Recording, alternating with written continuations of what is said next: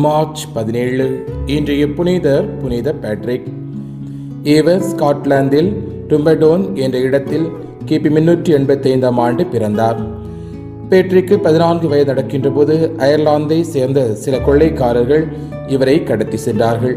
அந்த காலத்தில் அயர்லாந்தில் கிறிஸ்தவம் கால் பதிக்கவில்லை. பேட்ரிக் அங்கே அடிமை சந்தையில் விற்கப்பட்டார். தன்னை வாங்கிய குடும்பத்தினருக்காக ஆடு மேய்த்து தமது வாழ்வை நடத்தி வந்தார். கடத்தற்காரர்களுடன் கப்பலில் வரும்போதும் இங்கே துன்பப்படுகின்ற போதும் தான் கடவுள் மீது நம்பிக்கை கொண்டு அவர்கள் பக்கமாக திரும்பி வாழ வேண்டுமென்ற ஆசை அவருக்குள்ளாக எழுந்தது. அதன் பிறகு அவர் இடைவிடாமல் ஜெபிக்க ஆரம்பித்தார்.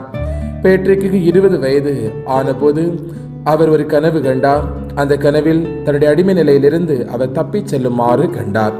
அதன்படி அடுத்த நாள் அவர் கடற்கரைக்கு சென்றபோது பிரிட்டனை சேர்ந்த கப்பல் ஒன்று அங்கே நின்றது. அதில் ஏறி பிரிட்டன் சென்று தன் குடும்பத்தினுடன் மீண்டும் இணைந்தார். வீட்டில் இருக்கும்போது பேட்ரிக் அடுத்த கனவு ஒன்று கண்டார். அதில் அயர்லாந்து மக்கள் ஒன்று கூடி நின்று, நாங்கள் உம்மை கெஞ்சி கேட்கிறோம், புனித இளைஞரே, எங்களோடு வந்து மீண்டும் ஒரு முறை எங்களோடு நடந்தருளும் என்று கேட்டார்கள். உடனே பேட்ரிக் குருத்துவ பயிற்சியை ஆரம்பித்தார். ஆக்சரே ஆயரான புனித ஜெர்மானூஸ் இவருக்கு திருப்பொழிவு செய்தார்.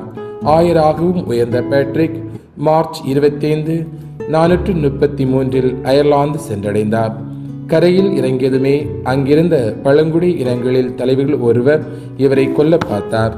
உடனே அவருடைய கைகளை அசைக்க முடியாதவாறு பேட்ரிக் நிறுத்தினார். அவர் கிறிஸ்தவராக மனம் மாறிய பிறகே கை முன்னைய நிலைக்கு வந்தது. பேட்ரிக் அயர்லாந்து முழுவதும் நற்செய்தி அறிவித்தார். பலரையும் மனமாற்றினார். பல்வேறு நபர்கள் சீடர்களாக சேர்ந்தார்கள். இவர்களுடன் சேர்ந்து பேட்ரிக் இன்னும் பலரையும் மனம் திருப்பினார். தமது எளிமை, பக்தி, கனிவு, சாந்தம், அர்ப்பணிப்பு ஆகியவற்றால் எல்லாரது உள்ளங்களிலும் நிறைத்தார்.